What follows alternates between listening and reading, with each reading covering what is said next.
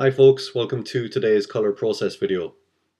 As you can see, I'm all wrapped up in my dressing gown or house coat, I think Americans would call this, because it's quite cold today, so yeah, I just want to be nice and warm. Anyways, today's comic. There isn't all that much, to be frank, to talk about with this one because, yeah, it's really just the same art throughout with only the only differing elements really being the character and that ladder in the middle. One thing I did want to do with this was, again, as with some of my other comics of late, I kind of wanted to go against the grain with regards color choices. So, instead of a blue sky and like blue windows, I have like a kind of a pinkish orangey kind of sky there, and the windows, of course.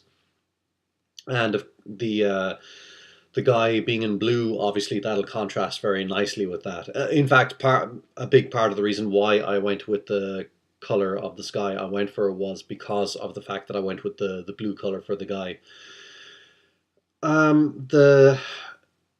The other background elements, I was thinking of going for just a flat color tone throughout, but weirdly the building we see on the right, I don't know what it was, but when I used flat colors, it looked more like not a building, but like almost like it was a door or something. It didn't look apart from the sky. It looked like it and the sky were part of the same element.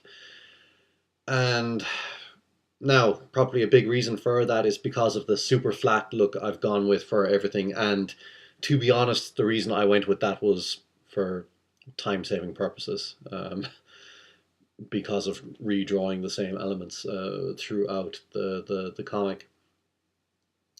So as a result of that, I decided to go with a slight gradient to everything to try and even add just some illusion of depth to these very flat objects, basically. And it kind of works.